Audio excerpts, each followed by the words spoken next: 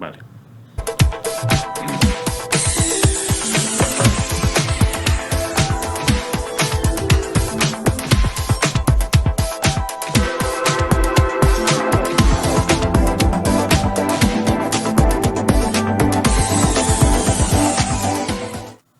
Muy buenas noches, espectadores y amigos de Periodista Digital, Televisión, de La Retaguardia. ¿Cómo estáis? Abordamos este final del miércoles 23 de febrero. Estamos llenos de efemérides. 41 años de lo que llamaron golpe de Estado, que no era exactamente un golpe de Estado clásico. A ver si algún día os traigo a mi buen amigo Jesús Palacios, uno de nuestros mejores historiadores y una de las personas que más ha investigado en este país los entresijos de aquello que se dio en llamar el golpe de Estado del 23F y que no fue más que un juego de alto Estado Mayor con doble salida, destinado, como ya creo que todo el mundo sabe, no a que un grupo de espadones al estilo decimonónico volvieran a recuperar el poder en España y devolvieran a este país al blanco y negro de 50 o 60 años antes, sino a una cosa bien diferente, a consolidar el régimen recién establecido 6 años después de la muerte de Franco, de la transición, la democracia que todavía corría algún peligro con un estamento militar muy cabreado, muy enfadado, con una banda criminal asesina de ultraizquierda, ETA, que asesinaba en los años 79 y 80, probablemente los 2 años en los que mayor índice de asesinatos registró, más de 100 compatriotas al año, y con un jefe del Estado, hoy rey emérito cuestionado por otras cosas, pero que en aquel momento llevaba solo, como os digo, 6 años, menos, 5 años y medio, ejerciendo como tal, con plenos poderes, y cuya figura no estaba todavía del todo consolidada. Existían voces que sostenían que hasta que los socialistas no volvieran democráticamente al poder, después de la Segunda República, interrumpida por la última guerra civil que ha sufrido España, que no la única ni mucho menos, entre 1936 y 1939, digo, hasta que no llegara el Partido Socialista Obrero Español, democráticamente se decía al poder, la dictadura no se consideraría plenamente consolidada. De ahí aquellas reuniones que menudeaban en los meses previos a febrero de 1981 entre destacadísimos dirigentes socialistas, el ya fallecido Enrique Múgica con el general Alfonso Armada Comín, en Gerona, sin ir más lejos, por ejemplo, con el alcalde de Gerona, miembro del PSC de la época, Antoni Subirana, y otros destacados fontaneros, por utilizar el argot de hoy en día de la época, con altos mandos militares y con lo que entonces los periodistas clásicos, algunos no estábamos todavía por edad en periodismo, llamábamos fuentes de la seguridad del Estado, de lo que hoy llamamos también el sistema, con ese mayúscula, un golpe por lo demás, que insisto, no era más que un juego de alto Estado Mayor con doble salida, destinado a apuntalar también la figura del jefe del Estado. Si fracasaba, como fue el caso, para que don Juan Carlos pudiera registrar en su hoja de servicios el haber desmontado aquello que se hizo pasar por un golpe de Estado al estilo clásico, y si triunfaba, pues tampoco había mayor problema. Como parte de los capitanes generales, por no decir prácticamente todos, eran monárquicos y se habían levantado en las primeras horas en nombre del rey,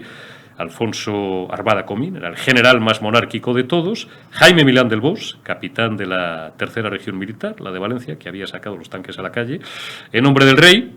Incluso los más reacios, los últimos que le cogen el teléfono a don Juan Carlos, que eran el capitán general de Valladolid, Campano López, y el de Zaragoza, Elízegui Prieto, que tardaron 4 o 5 horas en atender la llamada de Su Majestad el Rey. Todos entendían que estaban a las órdenes del rey, hasta aquel famoso comunicado de la 1:15 de la mañana, en el que don Juan Carlos, vestido de capitán general, grabado en doble cinta y que tardó inexplicablemente muchas horas en llegar a la casa de campo, en llegar a los estudios centrales de Prado del Rey, de Radio Televisión Española, declaraba vigente el orden constitucional y desautorizaba a los mandos militares que se habían levantado. Bueno, 41 años, perdonad esta pequeña digresión histórica, porque es que como a partir de ahora ya vamos a hablar casi solamente, os tengo reservado un tema distinto para variar, para el final de esta retaguardia, digo, de la crisis del Partido Popular, que registra nuevos capítulos, el culebrón, el serial día a día, pues me apetecía, insisto, empezar de una forma un poco distinta para que no sea todo lo mismo, un aniversario, una efeméride que ha pasado por lo demás completamente desapercibida, precisamente por lo que algunos han calificado pues, de una suerte de golpe, no de Estado, y no hace falta seguir la terminología clásica de Curcio Malaparte para, con su celebérrima obra sobre teoría del golpe de Estado, para ver que esto no es así, pero un cierto golpe sí ha sido. Yo soy, para escándalo sobre todo de muchos sectores mediáticos y políticos de la izquierda, de los que piensa que aquí ha habido no solo una maniobra política de desestabilización, sino un golpe en toda regla. Ya veremos a ver urdido por quién y perpetrado por quién.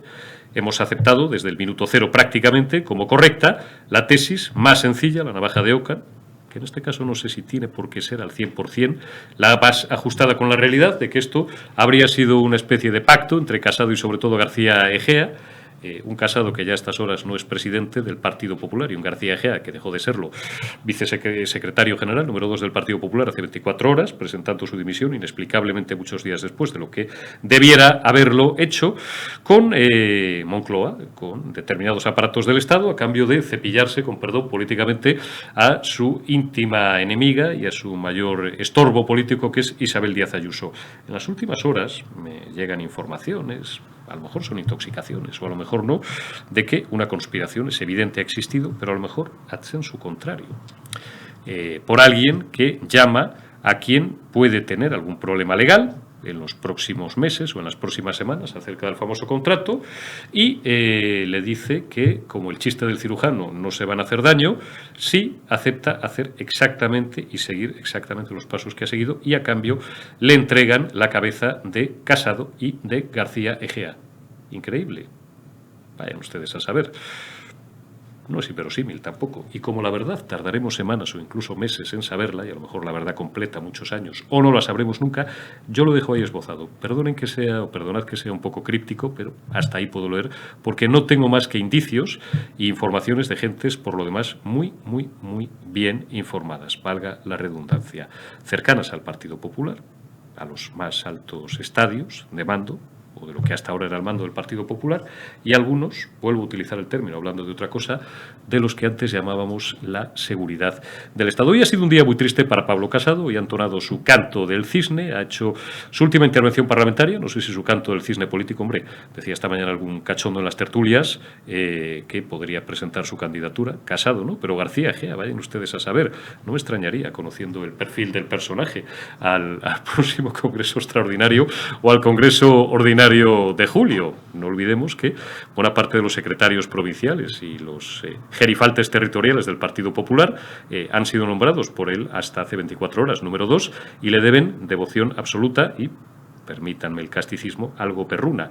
Esto no es una cosa propia del Partido Popular, sino de todas las formaciones políticas. No creo yo que García Egea tenga, iba a utilizar un refrán muy vulgar, el tal para tantos ruidos, pero bueno, digo que Pablo Casado ha entonado el canto del cisne parlamentario. Hoy tenía lugar, como ya os avanzamos ayer, la sesión de control tradicional de los miércoles. Era evidente que no estaba en condiciones de hacer una pregunta, porque hubiera sido, pues, no risible o ridículo, pero completamente fuera de lugar. Lo que ha hecho es aprovechar los 2-3 minutos que tiene a disposición para hacer un mini discurso de despedida que vamos a escuchar, Omar. Vamos a empezar escuchando las últimas palabras en el Parlamento, en el Congreso de los Diputados, de Pablo Casado como presidente todavía esta mañana del Partido Popular a las 9:00 de la mañana. Pregunta del diputado don Pablo Casado Blanco, del Grupo Parlamentario Popular en el Congreso. Gracias, señora presidenta. Señor presidente, los españoles hemos construido con coraje una de las grandes democracias del mundo, frente a muchas amenazas como la que vivió esta Cámara hace hoy justo 41 años en un golpe de Estado.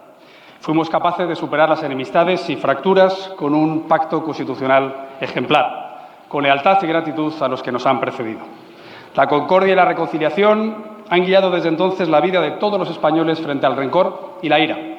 España se encontró a sí misma y encontró su lugar en el mundo, conquistando la libertad y la prosperidad. Hoy le reitero lo que le dije en su debate de investidura, que nuestra responsabilidad era ensanchar el espacio de la centralidad para que tanto el Partido Popular como el Partido Socialista pudiéramos ganar en él, sin necesidad de pactos con los que no creen en España ni de alianzas con los que atentaron contra ella. Esa ha sido siempre la trayectoria de mi partido, en el que militaron 4 de los 7 padres de la Constitución, la familia política que fundó la Unión Europea, la casa de tantas víctimas del terrorismo que dieron su vida por la libertad y el motor que ha creado millones de empleos para sostener el bienestar. En esta época tan difícil, al final de una terrible pandemia y al inicio de una crisis internacional, nuestro deber es devolver la tranquilidad a nuestros mayores, la esperanza a nuestras familias y la ilusión a nuestros jóvenes. Espero que el Gobierno se ponga al servicio del interés general, con respeto a las instituciones, a la unidad nacional y a la igualdad de todos los españoles, porque es a ellos a quienes nos debemos, a nadie más. Yo entiendo la política desde la defensa de los más nobles principios y valores, desde el respeto a los adversarios y la entrega a los compañeros. Todo para servir a España y a la causa de la libertad, porque ese es el futuro que merecen nuestros hijos y que debemos construir todos juntos. Muchas gracias.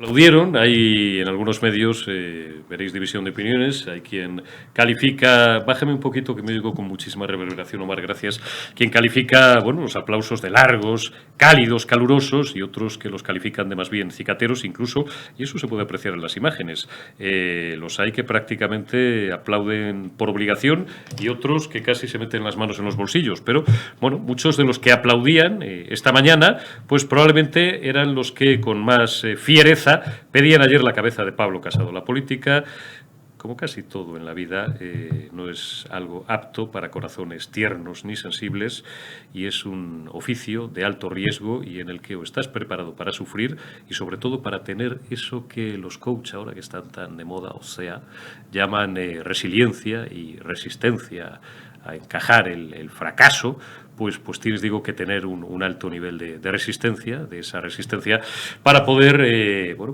convertirte en un Pedro Sánchez, que incluso tituló, o le titularon, porque se lo escribieron, como todos sabemos, Irene Lozano, un libro de esta forma, Manual de Resistencia. Vamos a escuchar los 2 minutos de contestación del presidente del Gobierno, una contestación probablemente de las más mezquinas que yo le recuerdo, porque aparte, faltaría más de desearle, protocolariamente, la mejor de las suertes en su próxima vida personal. Pues a partir de ahí enhebraba una suerte de recriminaciones de los 2 o casi 3 años de oposición que había hecho el Partido Popular, liderado por Casado, según Sánchez, cuestionando la legitimidad democrática del gobierno legalmente constituido y, mezquinamente también aprovechaba para introducir algo que podía haber dicho en cualquier otro momento, que ya lo he dicho varias veces, y que tal vez no viniera a cuento esta mañana, que es que va a el pinganillo, siempre pinganillo, que va a terminar la legislatura en castizo, y ya es el último que me permito por esta noche. Digamos que Pablo Casado, el hombre, ha intentado hacer un discurso que a lo mejor no ha sido un prodigio de oratoria parlamentaria. El bueno de Carlos Herrera esta mañana recomendaba al ya ex líder del Partido Popular que repasara el discurso de despedida de Adolfo Suárez. Claro, Pablo Casado no tiene a Fernando Onega para que se lo escriba. Creo saber quién escribe los discursos a Pablo Casado, que por lo demás lo ha leído, normalmente o en otras ocasiones improvisa, pero hombre, pues el hombre ha hecho lo que ha podido, ¿no? Y digo, insisto, que Pedro Sánchez podía haber tenido un poquito más de altura. Escuchamos al presidente del Gobierno que podía haber elegido otra ocasión para sacársela, digo, y este es el último casticismo, y no haber hecho una demostración de fuerza con alguien que ya es un cadáver político. Señora presidenta, señoría, desde la diferencia y la discrepancia política que se ha manifestado en muchas sesiones de control, le deseo en lo personal lo mejor. ¿El Gobierno en qué está? El Gobierno está en superar esta emergencia sanitaria del COVID-19, está en luchar contra la desigualdad, en ensanchar libertades, derechos, en una sociedad como la nuestra profundamente desigual. Está en consolidar la recuperación económica y también la creación de empleo y está en aprovechar los fondos europeos para modernizar nuestra economía y ganar en competitividad.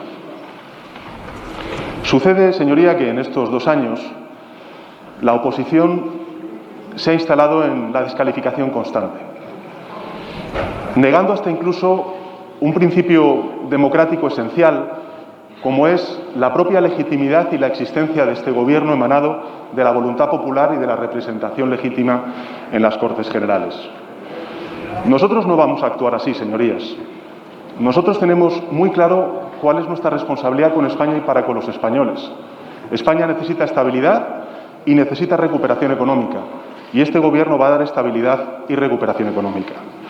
Por eso, porque lo he escuchado en los medios de comunicación, ha habido analistas que también lo están planteando, Yo les anuncio que el Gobierno de España no va a adelantar las elecciones generales ni va a disolver de manera anticipada las Cortes Generales. No lo vamos a hacer. Bueno, sáltate el 50 a la llegada y vamos simplemente antes de dar paso a nuestro primer analista de la noche, a Carlos Lacaci, vete al 54 a, bueno, pues cuando Pablo Casado, terminada la intervención que acabamos de escuchar, abandonaba el Congreso de los Diputados, pues apenas en compañía de 3 o 4 de sus fieles. Una imagen triste, que es la imagen, bueno, pues de la derrota. Vae victis.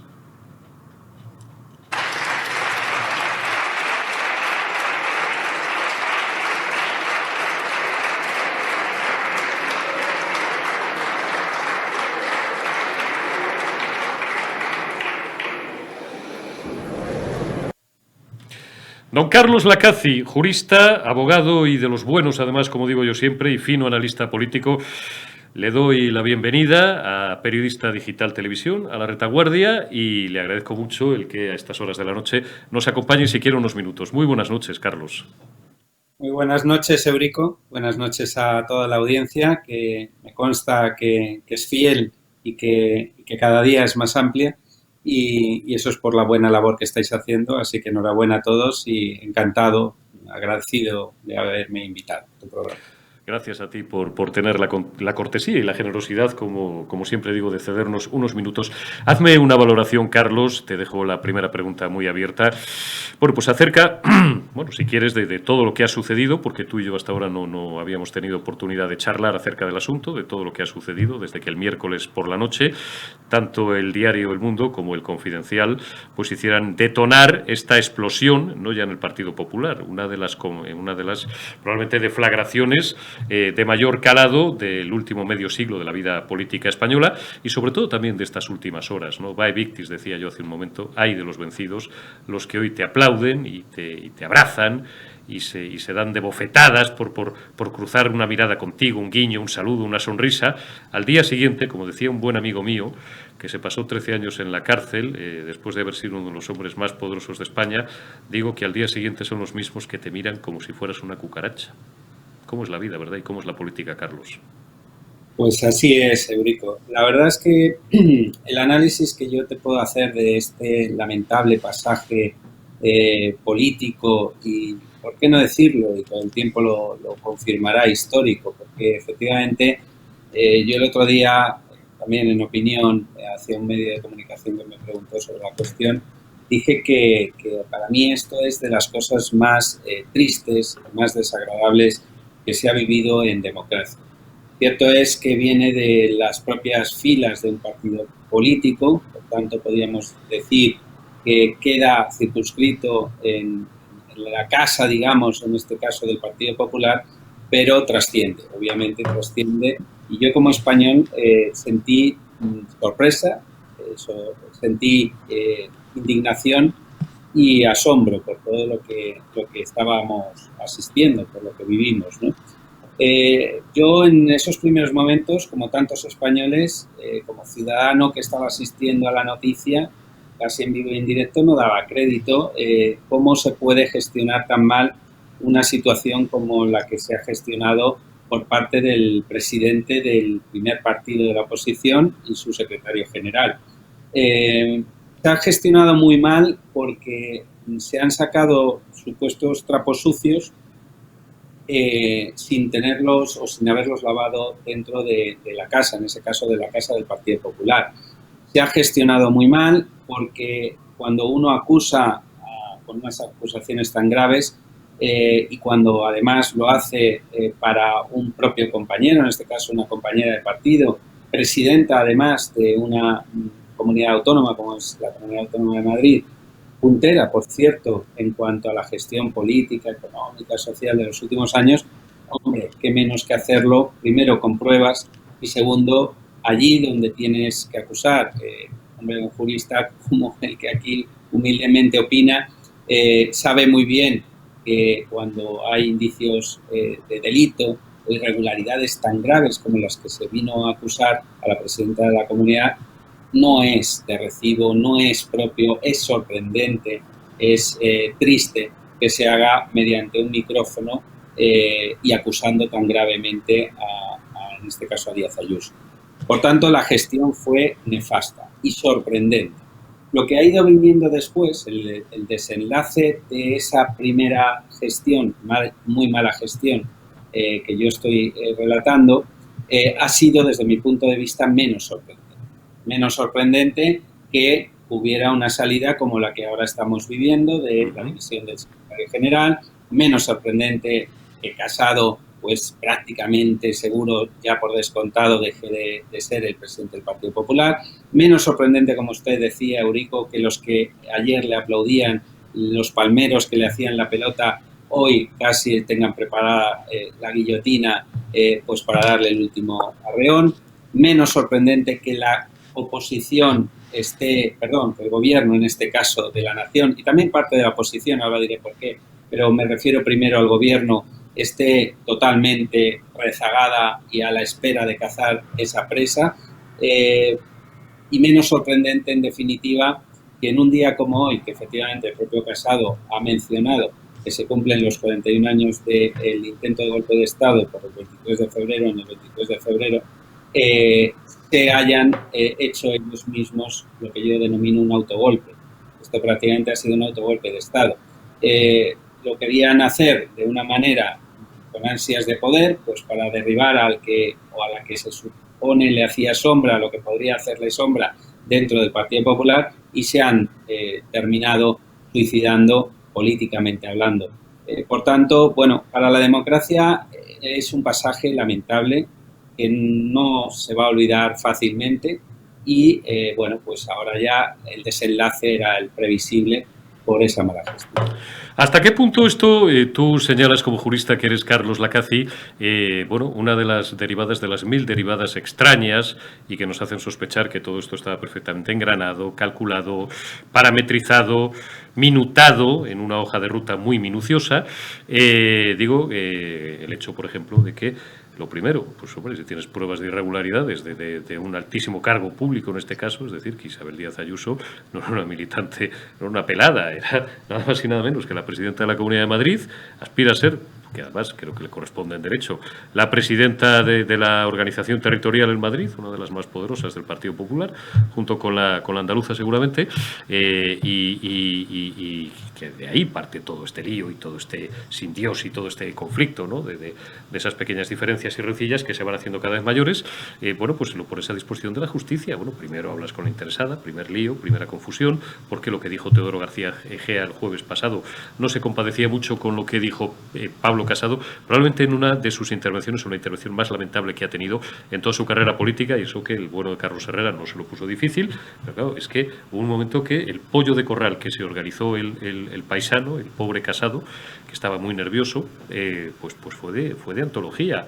El jueves García Egea anuncia que le abren un expediente porque da a entender que hay gravísimos indicios de delito, incluso prácticamente, no sé si de forma explícita, pero implícita, la criminaliza casi, y al día siguiente Pablo Casado dice que no le cabe ninguna duda de la legalidad del tema, pero que claro, que no es ético, que si cobrar no sé cuántos millones, o sea, cobrar, 286.000 euros no es ético, pero a lo mejor 55.000 euros, que es el dato que da ella 2 horas después en un comunicado, sí es ético, para por la tarde reunirse, darse un abrazo, según decían unos, de abrazo nada, según decían fuentes cercanas a la presidencia de la Comunidad de Madrid, y retirar el expediente.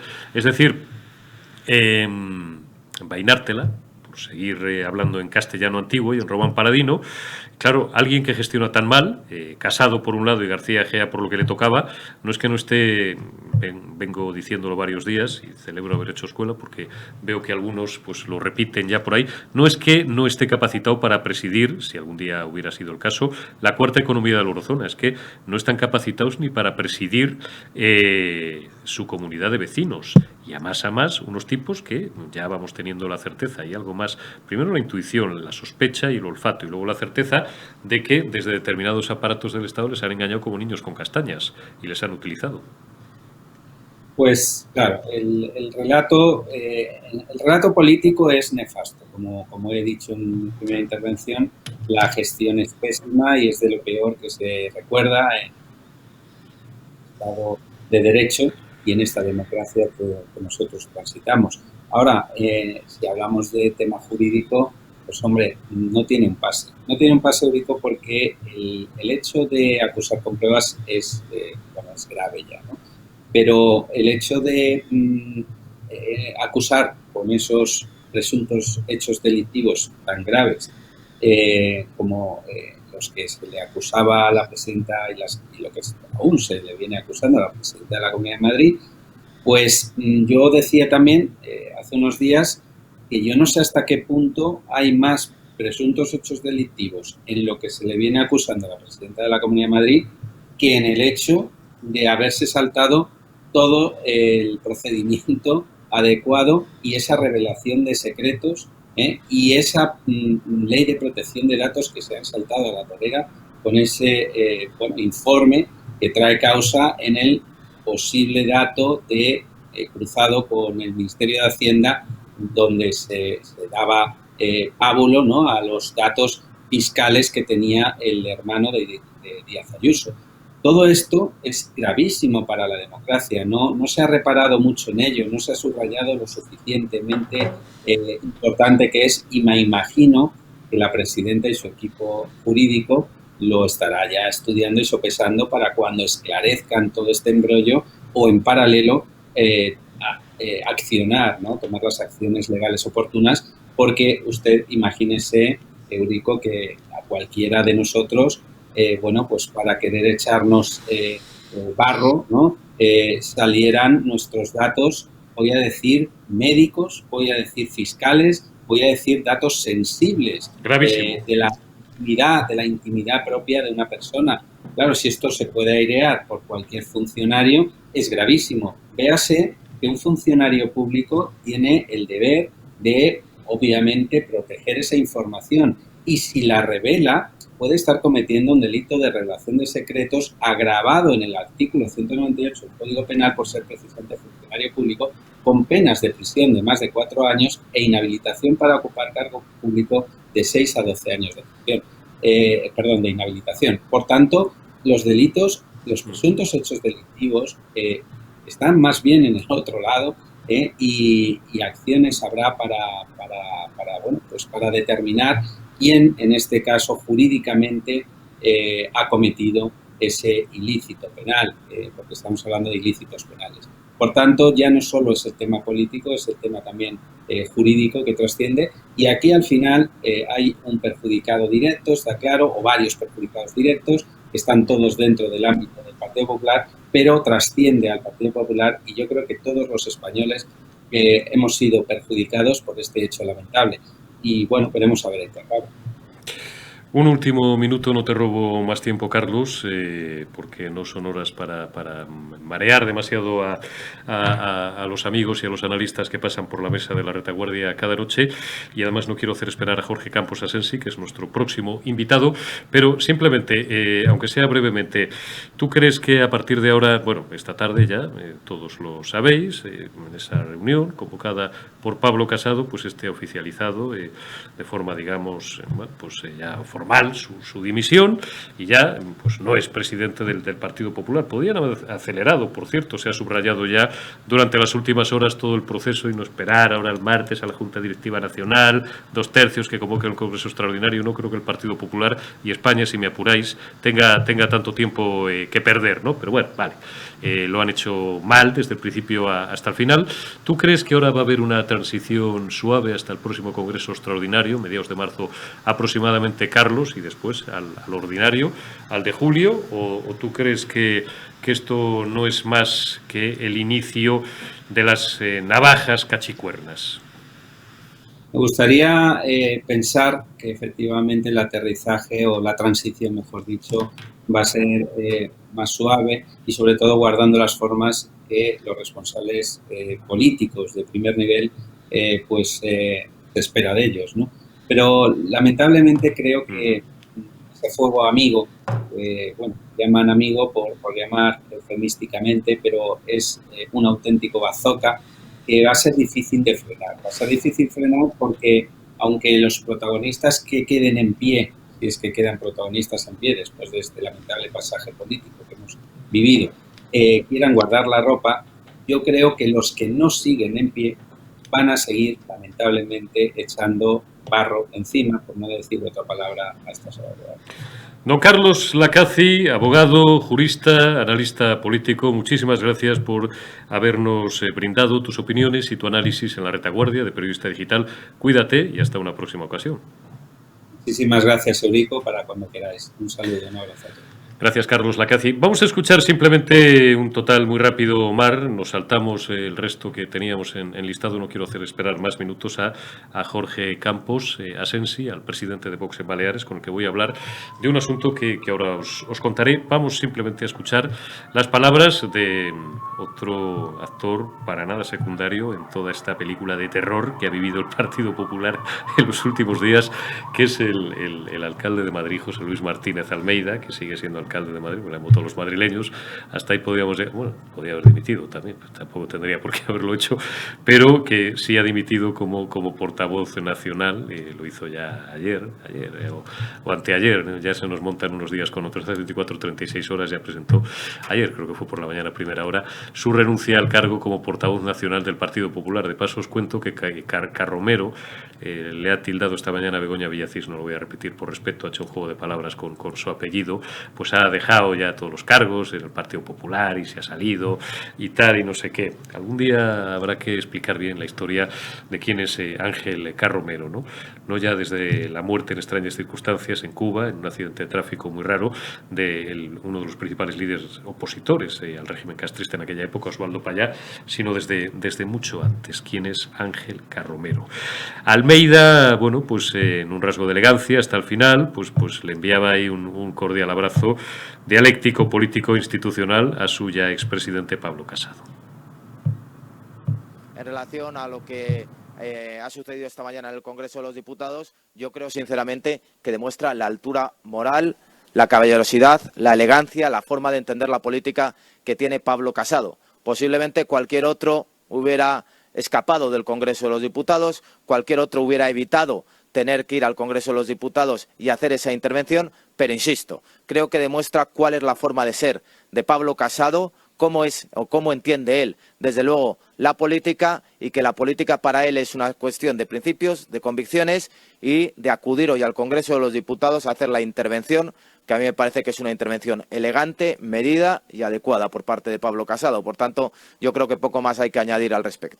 En relación con el Congreso de los Diputados, insisto, a mí desde luego me parece que la intervención que haya protagonizado Pablo Casado, sin lugar a dudas, transmite la imagen de lo que es una persona con principios, convicciones, que no se esconde y que en un momento tan difícil y tan duro como el que está pasando, porque creo que eso es algo indudable, podía haber optado por no ir al Congreso de los Diputados y seguramente todo el mundo.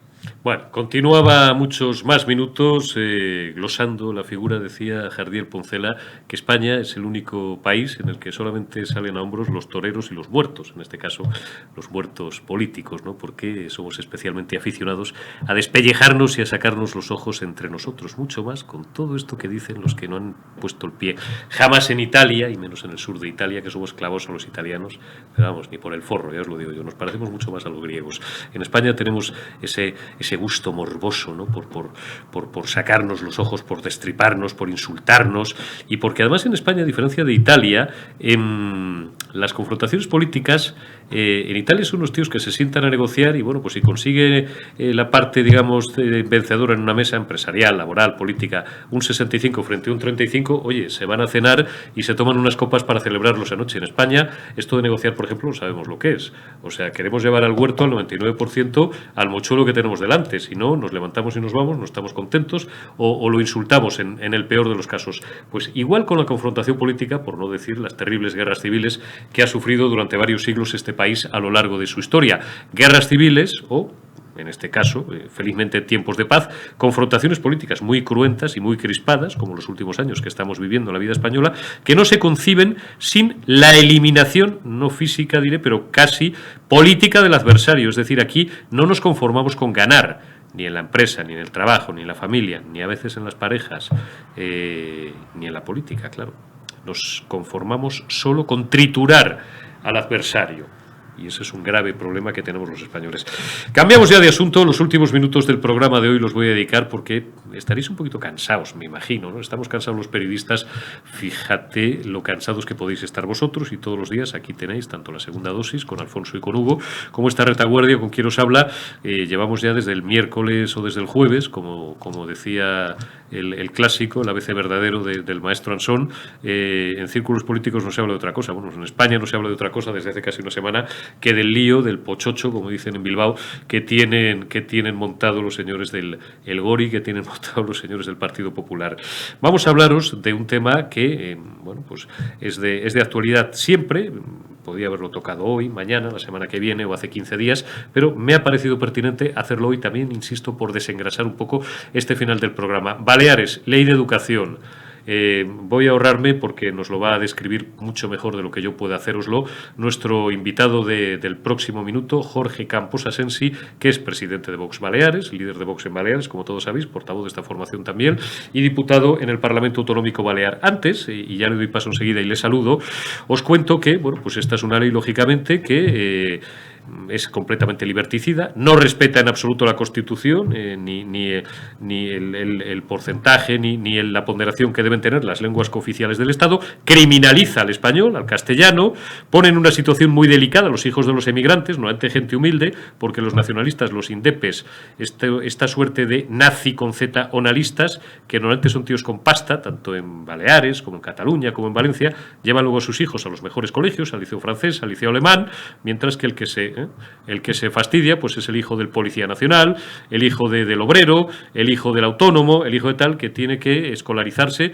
pues en lo que le salga del mismísimo, en este caso la señora Francina Armengal, y a toda esa pléyade de gabinete del horror que tiene ahí compuesto por nacional con Z, social comunistas, pancatalanistas, independentistas. Vamos a escuchar, para abrir boca, una intervención, creo que es de anoche, de Jorge Campos Asensi, que ha luchado, como en otros asuntos, con mucha bravura por este asunto, y saludamos ya a Jorge. Señor Bona, del Partido Socialista, yo también conozco a muchas señoras Luisa, conozco a señores Juan, a señores Alfredo, a hijos de funcionarios de la Policía Nacional, de la Guardia Civil, que vienen con hijos en edad escolar y tienen que partir la familia y llevárselos a escolarizar a la península porque les imponen un sistema de inmersión en catalán. Yo conozco lo que están sufriendo estas familias, que son muchos de los que nos votan a nosotros. Sí, así es, aunque siga gritando. Tendría que ir acabando. Es que es difícil. Tengo al vicepresidente diciendo y gritando aquí como un desesperado que soy un mentiroso. Señor Illanes, por favor, silencio. Vale. Silencio, por favor. Señor Campos, vaya acabando, por favor. Sí, no, este es el gobierno que defiende esta ley, el de la educación. Termino, señor vicepresidente. Señor Bona, yo me acuerdo de los desfavorecidos, me acuerdo de esos hispanoamericanos que vienen en edad escolar y que también fracasan por culpa de la inmersión en catalán, y me acuerdo de todos los perjuicios que va a ocasionar esta ley. En todo caso, cuando tengamos responsabilidad de gobierno, la derogaremos por la libertad de todos los ciudadanos, por Baleares y por España. Buenas noches, amigo, y bienvenido a Periodista Digital y a La Retaguardia. ¿Cómo estás? Buenas noches, un placer saludarte. ¿Qué tal, Jorge? Oye, tenéis que echarle uno y parte del otro para ir todos los días allí, a que os insulten, a que no os dejen hablar, a que os traten de intimidar. Siempre se dice, no, los políticos están muy bien pagados, ¿no? Ese tópico que existe en la calle, algunos, no todos. Los políticos, normalmente el 90% de los casos son aprietabotones y tal, son tíos que no trabajan. Joder, pues hasta que llegas al caso hombre, influye que además Jorge es amigo desde hace muchos años y le tengo un respeto y una admiración brutal, pero insisto, es que estar ahí todos los días dando la cara en territorio comanche para que te la partan, para que lo más suave que tengas que oír son los insultos, nada más y nada menos que del vicepresidente, y una presidenta por detrás que te está ahí, empieza con P, que te está fastidiando y que no te deja terminar, que no te deja hilar dos frases seguidas, pero bueno, esto en cuanto a la cuestión formal. La cuestión de fondo, pues convéncenos, que no hace falta que nos convenzas, pero retuércenos un poco el estómago a estas horas de la noche con ese bodrio, con ese engendro legal que pues prácticamente deja a los pies de los caballos y sin prácticamente a los niños de las familias más desfavorecidas, que sin ser su lengua materna el catalán, o el mallorquín, no me quiero yo meter en ese jardín, pues tienen que escolarizarse en la misma y que es liberticida, que incumple la Constitución, que incumple las sentencias del Tribunal Constitucional y que es impropia de un Estado de Derecho como en el que queremos encontrarnos, Jorge. Pues sí, lo has resumido muy bien. La verdad es que tenemos un grave problema en Baleares ya hace muchos años y esta ley lo que hace es blindar, darle rango legal a una situación terrible que sufren las familias de Baleares. ¿Y qué están sufriendo las familias de Baleares? Pues algo muy doloroso, que es que hoy en día en Baleares no se puede escolarizar a un niño en español. Esta ley lo que hace es darle rango de ley a lo que ya de facto se está sufriendo desde hace más de 25 años. Imponiendo un catalán, efectivamente, nos imponen un catalán estándar ortopédico que nada tiene que ver con lo que hablan aquí habitualmente y además se ha tratado siempre aquí, que es el mallorquín, menorquín y vicenco, que lo sustituyen por un catalán estándar y a su vez excluyen el español de la educación. Esto es una auténtica barbaridad, una aberración. Se vuelven a infringir las sentencias del Supremo y las sentencias del Constitucional que dicen claramente que la inmersión en catalán es ilegal y aquí estaremos nosotros una vez más para, en este caso, recurrir al Tribunal Constitucional para defender esos derechos y libertades de todos los ciudadanos de Baleares que son pisoteadas constantemente por unos señores, por unos totalitarios, por unos comunistas y separatistas que lo que quieren hacer es convertir a Baleares en esa Cataluña separatista. En ese camino ya llevan bastantes años, desgraciadamente. Llámame simple, Jorge, pero yo siempre, y cuando hablo también con amigos de sociedad civil catalana, por ejemplo, gente de distintas organizaciones, con el bueno de Gomá, o con muchísima gente, o con gente de Vox, con compañeros tuyos en Cataluña, con Garriga o tal. Es decir, hay sentencias del Constitucional, hombre, y sobre todo, menos mal que Vox pues se pasa la vida, más que en los parlamentos, en Madrid, fíjate, en el Constitucional y tal, pero estos se lo pasan por el forro de sus caprichos y no pasa nada. Porque, oye, tú y yo dejamos de pagar 200 euros al erario público o incumplimos una multa de tráfico y vienen a buscarnos. No te digo cualquier otro asunto que pueda ser incluso no civil, sino penal. A estos tíos no les pasa absolutamente nada. ¿Qué pasa? ¿Que Baleares y Cataluña, pues no sé, son comunidades en las que sigue regiendo el derecho feudal, ¿no?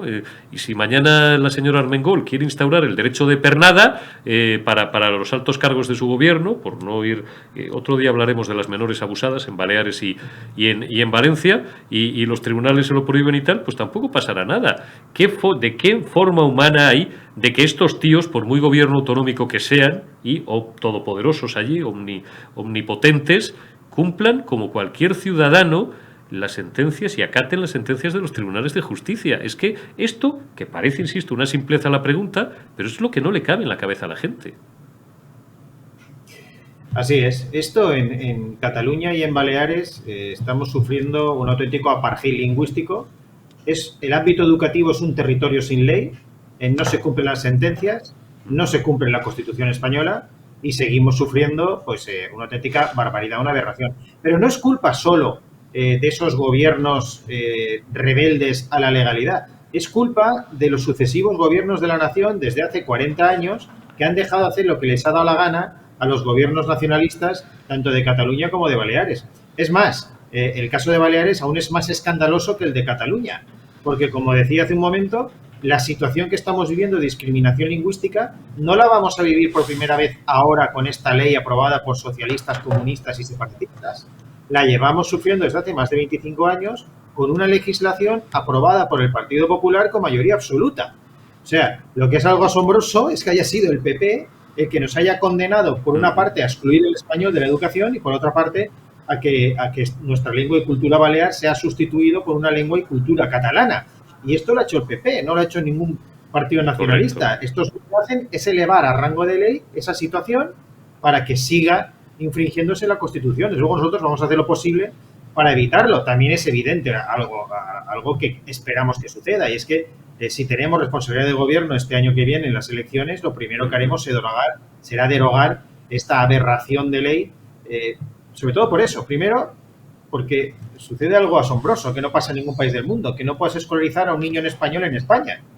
Y segundo, porque eso es la máxima vulneración de derechos y libertades que puede sufrir un ciudadano y que además sufren aquellas clases más humildes, las clases trabajadoras. Claro, el que no puede pagar una escuela privada. Claro, los hispanoamericanos que están trabajando legalmente en Baleares, los funcionarios de la Administración General del Estado, policías, guardias civiles, funcionarios de prisiones, que vienen aquí con sus familias, con niños en edad escolar y que los meten en una escuela pública porque no pueden pagarse una privada y les meten una inversión en catalán y los niños fracasan y se tienen que ir parte de la familia a la península porque no pueden seguir viviendo aquí por culpa de ese fracaso escolar. Esto se está sufriendo en Baleares. Esto es una barbaridad. Y esto ya, como tú bien apuntabas, porque bueno, ya has contestado, era la tercera pregunta que quería hacerte, esto no es de ahora, no es del gobierno nazi con Z, una lista social comunista pancatalanista que preside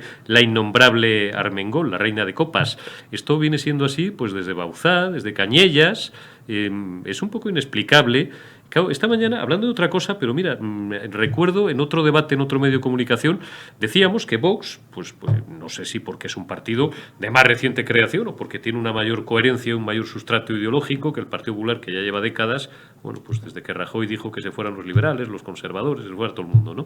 Menos él y sus amigos. El Partido Popular tiene un discurso en distinto o modulado en cada comunidad autónoma. Es increíble que la considerada derecha española tradicionalmente haya sido la gran abanderada, como tú bien dices, es que esto no lo han hecho esta gente.